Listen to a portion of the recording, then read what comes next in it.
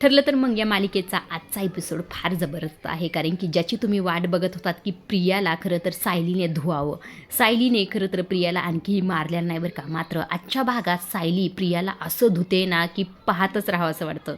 आता सुरुवातीला आपण पाहत असतो ह्या सगळ्यांनी एवढं सगळं बोलून आता इथे प्रियाला मात्र काही फरक पडत नसतो. तेव्हा इथे प्रिया खरं तर खुनशी हसत असते बरं का, आणि खुनशी असून म्हणत असते एवढी सगळी बुद्धिमान माणसं एका घरात असूनसुद्धा ह्या सगळ्यांना मूर्ख बनवलं ते म्हणजे या प्रियाला, असं म्हणून जोरात हसायला लागत असते.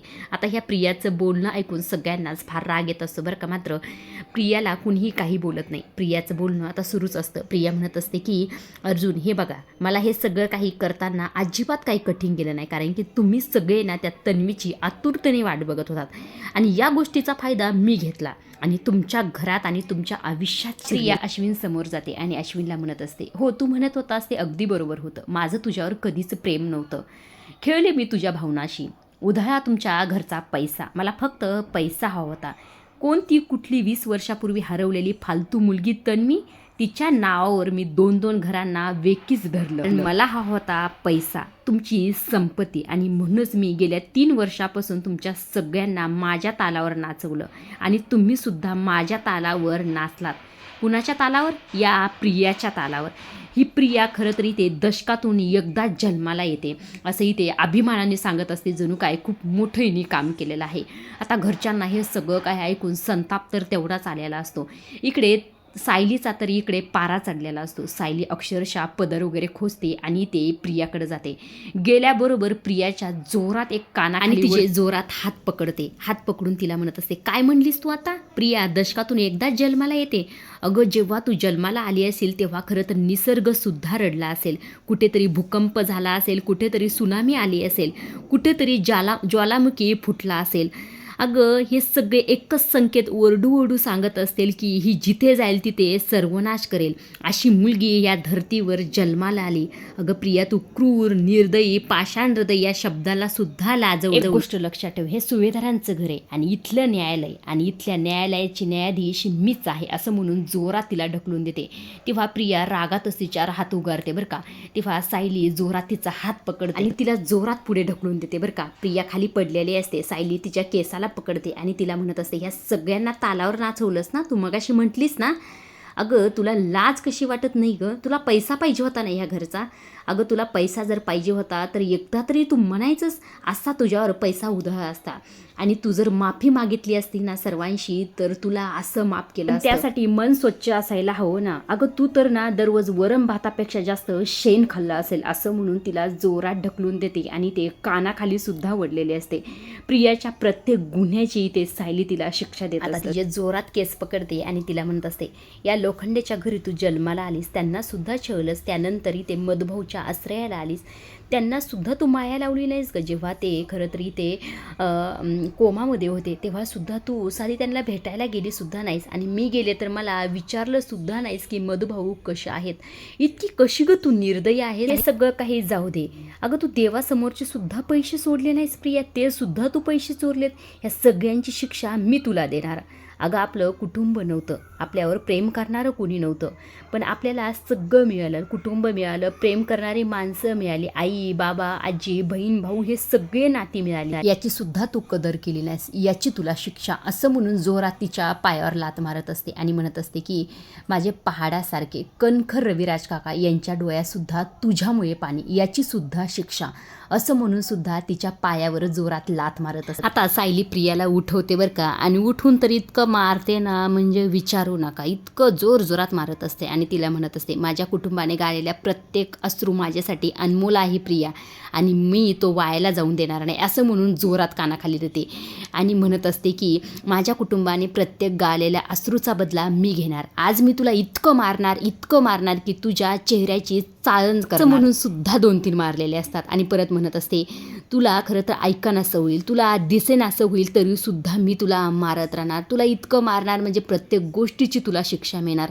तुझ्या खोट्याची, चोरीची, खुनाची, प्रत्येकाच्या अश्रूशी, प्रत्येकाला त्रास दिले ह्या सर्व गोष्टीची मी तुला शिक्षा देणार, असं म्हणून प्रत्येक वेळेस 1-1, 2-2 चापटे मारलेले असतात. तेव्हाही ते प्रिया म्हणत असते अगं मला काय मारतेस काय आता? तेव्हाही ते सायली म्हणत असते नाही, इतक्या सहजासहजी तुला मी मरून देणार देणार नाही, तुझी ही शिक्षा, तुला जगायचे, तडफडत जगायचे, पण जगायचे असं म्हणून जोरात कानाखाली देते बरं का. आणि म्हणत असते प्रतिमा आत्याला जितकं तू तडफडलंस त्यापेक्षा जास्त तुला तडफडायचंय असं म्हणून सुद्धा दुसऱ्या गाला देत असते. आणि म्हणत असते परत की आईंच्या डोळ्यातल्या प्रत्येक अश्रूचा मला बदला घ्यायचा आहे आणि त्यांच्यापेक्षा जास्त तुला रडवायचे असं म्हणून जोरात आणखी एक कानाखाली देते. आजीला जेवढा वेदना झाल्या त्यापेक्षा जास्त तुला वेदना झाल्या पाहिजे असं म्हणून परत जोरात कानाखाली देते. आणि अश्विन भाऊजींना जेवढा संताप झाला, जेवढे ते खचले त्यांच्यापेक्षा जास्त तुला खचायचंय असं म्हणून परत जोरात कानाखाली देते. आणि म्हणत असते यांना जेलमध्ये टाकलंस का, त्या जेलमध्ये तुला आयुष्यभर सडायचंय असं म्हणून सुद्धा जोरात कानाखाली देते. तिला परत म्हणत असते रोज तुला इतकंच तडफडायचं, इतकं तडफडायचं नाही की तुला सकाळ झाली की वाटेल मी जिवंत का असं म्हणून जोरात कानाखाली देते. आणि परत म्हणत असते तुला रोज इतकं तडफडायचं, इतकं तळमळायचं की तुला वाटेल की माझा जन्मच का झाला असं म्हणून जोरात कानाखाली देते. आता तर इतक्या सपसप सपसप 4-5 कानाखाली देते ना एकामागे एक. आता प्रिया इथे घाबरलेली असते. प्रिया म्हणत असते की अगं थांब ना, मला मारशील का काय, अरे थांबवा ना कुणीतरी हिला, अरे थांबवा ना कुणीतरी. मात्र घरचं कुणीही काही बोलत नाही. तेव्हा सायली म्हणते मला आता थांबवायला कुणीही येणार नाही. अशी विषारी वेलच नाही जी आमच्या घरावर चढली होती आणि ती मी आता स्वतः उकडून काढणार आहे, मुळापासून उकडून काढणार आहे आणि परत तुझी नजर आमच्या घरावर पडून सुद्धा देणार नाही. आता तुला घराबाहेर काढणार आहे, चिखलात फेकून देणार आहे, कारण की तुझी काळी सावली माझ्या घरावर आता मी पडून देणार नाही असं म्हटल्यानंतर प्रियाकडनं म्हणत असते अरे कुणीतरी हिला थांबवा ना, अरे अश्विन तू तरी, मी तुझी बायको आहे. तेव्हा अश्विन म्हणतं काय,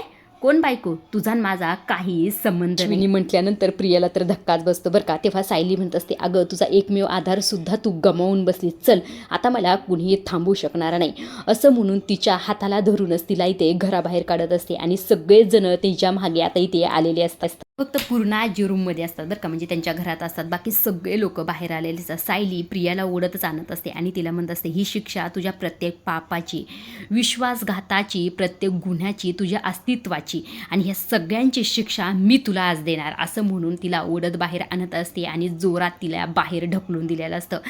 प्रिया रस्त्यावर असते आणि सायलीच्या मागे सुभेदार आणि किल्लेदार फॅमिली भक्कमपणे उभा राहिलेली असतात. आणि इकडे नागराज, त्याचबरोबर संतोष, मेहपत आणि पोलीस सगळे काही प्रियाच्या बाजूने इकडे आलेले असतात. आता प्रियाचे ते इतके हाल झालेले असतात ना. आता इथे सायली प्रियाला आणखी देखील सुनावते बरं का. तिला म्हणत असते जोपर्यंत माझा समज होता की तू रविराज काकांची मुलगी आहेस तोपर्यंत माझे हात बांधलेले होते प्रिया, पण ज्या क्षणी कळलं की तू खरी तन्वी नाहीस त्या क्षणी सगळे बंधनं तुटली. आता या क्षणापासून तुझी हालच होणार, पण ही सगळी तुझ्याच पापाची फळं आहेत. आता ते जेलचे 4 भिंतीच तुझं जग असणार, माझ्या नजरेसमोर सुद्धा तू राहू नको, इथून निघ असं इथे म्हटलेले असते बरं का. प्रिया तर सगळ्यांच्या चेहऱ्याकडे पाहतच असते आणि मेहपतला, नागराजला देखील समाधान वाटत असतं, कारण की त्यांच्यासोबत आता तिलासुद्धा शिक्षा मिळालेली आहे. आता इथे खरं तर पोलीस प्रियाच्या हातात बेड्या घालतात आणि ते प्रियाला, म्हणजे फायनली प्रियाला तिच्या सगळ्या गुन्ह्याची शिक्षा मिळालेली आहे. पण इकडे सगळेजण घरात आलेले असतात, पण सगळेजण इथे नाराज असतात, कारण की त्यांची फसवणूक एवढी मोठी केलेली असते आणि ती बी तन्वीच्या नावाखाली. आता इथे रविराज काकांना आठवत असतं की सुरुवातीला जेव्हा प्रिया घरी आली होती तो क्षण त्यांना इथे आठवत असतो. ते पेंडल, तिने ह्या सगळ्या गोष्टी दाखवून खरं तर इथे मला फसवलेलं आहे, तेव्हा मला किती आनंद होत होता, ह्या सगळ्या गोष्टी त्यांना इथे आठवत असतात. आणि इकडे अश्विनला सुद्धा प्रियासोबत ज्या काही क्षण घातलेले असतात, ज्या काही गोष्टी त्यांनी तिच्यासोबत केलेल्या असतात, जे क्षण तो तिच्यासोबत जगलेला असतो, त्या सर्व गोष्टीसुद्धा इथे अश्विनला आठवत असतात. आणि त्याचबरोबर इकडे प्रतिमा आत्याला सुद्धा. आता प्रतिमा आत्याला सुरुवातीचं तर काही आठवत नाही, पण मात्र आता मध्ये एकदा प्रतिमा आत्याने तिला घरी बोलवलेलं तेव्हा तिच्या केसाला तेल वगैरे लावलेल्या ह्या सर्व गोष्टी आठवत असतात. तिच्यासाठी छान छान जेवायला केलं तर हे सुद्धा आठवत असतं. आणि सुमनला सुद्धा हा क्षण आठवत असतो. आणि इकडे कल्पनाला सुद्धा आठवत असतं जेव्हा तन्वी सुरुवातीला पहिल्या वेळेस सुभेदारांच्या घरी आली होती तेव्हा त्यांचा आनंद गगनात मावत नव्हता. तिचं घरात खरं तर स्वागत त्यांनी सगळ्यांनी आनंदाने केलं होतं. ह्या सर्व गोष्टी ते आठवत असतात. आणि ह्या सगळ्यांना असं नाराज पाहून खरं तर इकडे सायली आणि अर्जुनला वाईट वाटत असतं. आता खरं तर प्रतापला सुद्धा आठवतं की जेव्हा अश्विन आणि प्रियाचं लग्न लावून त्यांनी दिलं होतं तेव्हा क्षण त्यांच्या डोळ्यासमोर येतो आणि ह्या सगळ्या गोष्टी आठवून तेवढाच त्यांना त्रास सुद्धा होत असतो. आता खरं तर प्रताप इथे सगळ्यांना म्हणत असतात की प्रिया जेलमध्ये गेली याचं मला अजिबातच दुःख नाही, पण आपण एवढे कसं फसलो गेलो, आपल्याला कुणीतरी एवढं फसवू कसं काय शकतो, याच गोष्टीचं वाईट इथे प्रतापला वाटत असतं. आता इथे प्रतिमा आत्या आणि रविराज काकांचा सगळ्यात मोठा धोका झालेला, सगळ्यात मोठी त्यांची फसवणूक झालेली असते, तेव्हा इथे सायली प्रतिमा त्याकडे येत असते आणि म्हणत असते, तुमच्या दोघांची मनस्थिती मी समजू शकते. जिला मनापासून मुलगी मानलं ती इतकी गुन्हेगार निघली. 3 वर्ष आपली फसवणूक करत राहिली, पण हे पचवणं सोपं नाही हे मला माहिती आहे. पण तुम्ही असा का विचार करत नाही, कारण की शेवटी सत्य बाहेर आलंच ना, ती आता आपल्यालाच काय कुणालाही फसवू शकणार नाही. असं म्हटल्यानंतर रविराज काका म्हणत, सायली तू म्हणतेस ते बरोबर आहे, पण एवढी मोठी फसवणूक कशी पचवून घ्यायची? आता आम्ही खूप कम नशिबी आई बाबा आहोत, कारण की ज्या मुलीला आम्ही घरात घेतलं तिला तन्वी समजून प्रेम करायला लागलो, मात्र ती तर गुन्हेगार निघली. त्यावर खरं अर्जुन म्हणत असतो, यात कोणाचाही दोष नाही. यात खरं तर ती प्रिया एकटी नव्हती.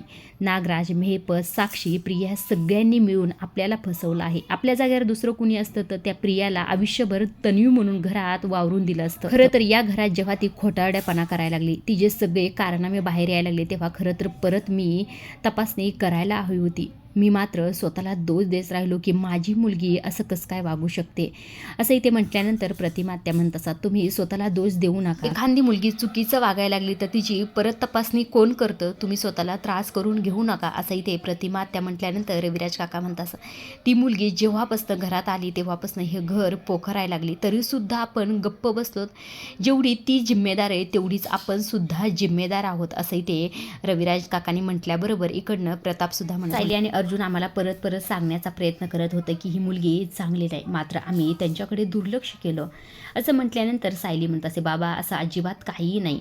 उलट ज्या वेळेस आम्ही जसं जसं वागायचं सांगितलं तसं तसं तुम्ही वागलात आणि तुमच्या मदतीनेच खरं तर आम्ही या प्रियाचं सत्य घरच्यांसमोर आणू, त्यामुळे तुम्ही स्वतःला दोष अजिबातच देऊ नका. असंही ते सायली म्हणत असते. आता सगळ्यांनी सगळ्यांच्या मनातलं जे आहे ते बोलून दाखवलेलं असतं, मात्र पूर्णाजी एकही शब्द बोलत नसतात. तेव्हा खरं सायली आणि अर्जुन पूर्णाजीकडे जातात आणि सायली पूर्णाजीचा हात हातात धरते आणि म्हणत असते, पूर्णाजी मला माहिती आहे तन्वी तुमचं आयुष्य होती, पण मात्र ज्या प्रियाला आपण तन्वी मानलं, ज्या मुलीला आपण तन्वी मानलं, ती मुलगी तर गुन्हेगार निघली. पण ह्या सगळ्या गोष्टी आपण आता विसरायला हव्यात ना. तुम्ही जर काहीच नाही बोलल्या तर आम्हाला कसं कळणार. असंही ते म्हणत असतात. सगळेजण पूर्णाजीला समजवण्याचा इथे प्रयत्न करत असतात, मात्र पूर्णाजी एकही शब्द बोलत नसतात. तेव्हा इथे चैतन्य म्हणतात, आपल्याला तर खरं तर सगळ्यांनाच जे काही मनात आहे ते बाहेर काढलं पाहिजे. अश्विन तू सुद्धा असं शांत बसू नको, तुझ्या मनात जे आहे ते सगळं काही बोलून टाक, तेव्हाच आपल्याला सगळ्यांना बरं वाटेल. तेव्हा अश्विन एकही शब्द बोलत नाही आणि तिथून निघून जातो. सगळेच जण त्याला आवाज देत असतात, मात्र अश्विन थांबत नाही बरं का. तेव्हा इथे अस्मिता म्हणते, मी बघते, राहू द्या तुम्ही. असं म्हणून अस्मिता अश्विनच्या मागे जाते.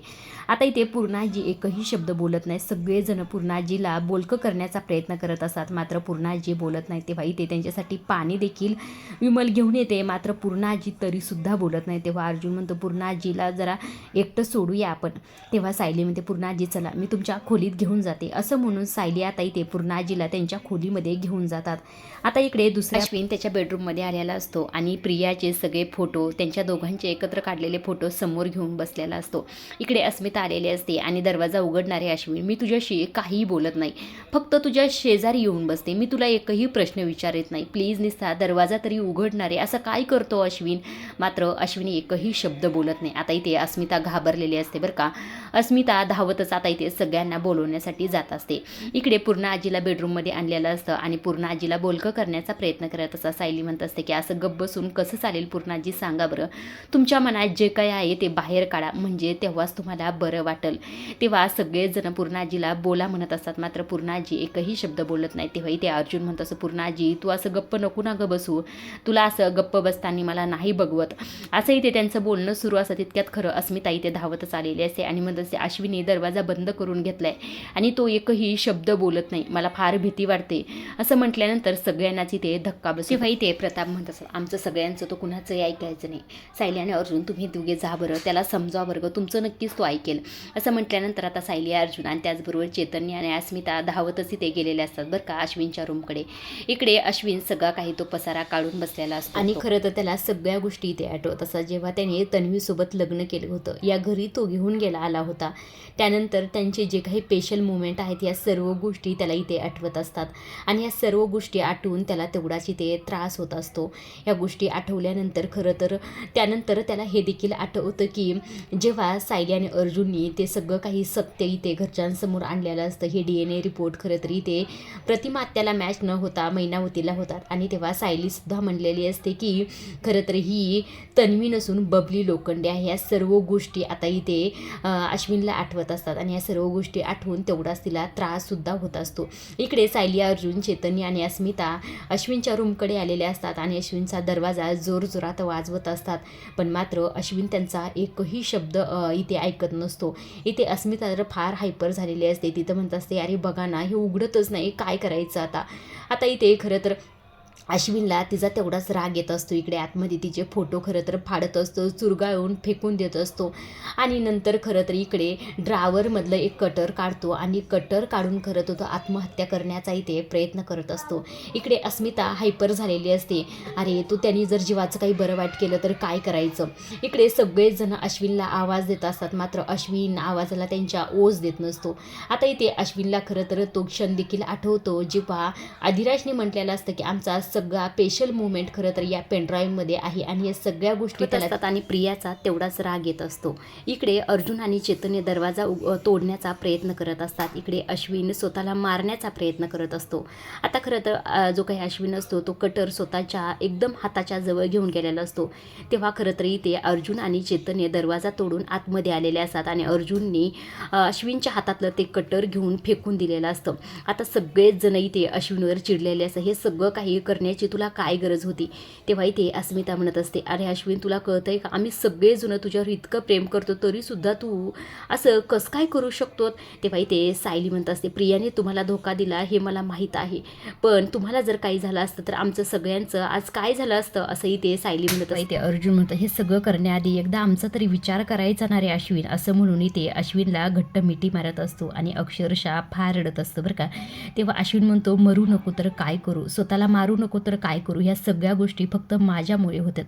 माझा वापर करून त्या तन्वीने ह्या घराचा सत्यानाश करायचा विचार केला.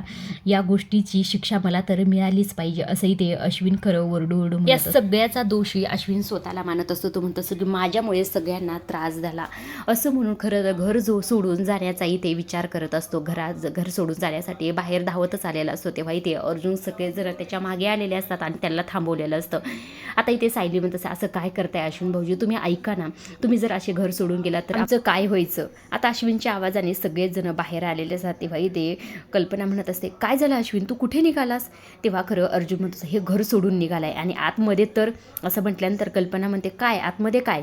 त्यावर खरं अर्जुन आणि सायली दोघेही शांत बसतात. पात्र चैतन्य आता शांत बसत नसतो. तो म्हणत असतो की अश्विन आतमध्ये स्वतःचा हात कापून जीव घेण्याचा प्रयत्न करत होता असं म्हटल्यानंतर आता घरच्यांना सगळ्यांनाच धक्का बसलेला असतो. आजच्या पुरतं एवढंच. अशा डेली मालिकेचे अपडेट जर तुम्हाला जाणून घ्यायला आवडत असतील तर आपल्या चॅनलला जरूर सबस्क्राईब करा आणि तोपर्यंत पाहत राहा ठरलं तर.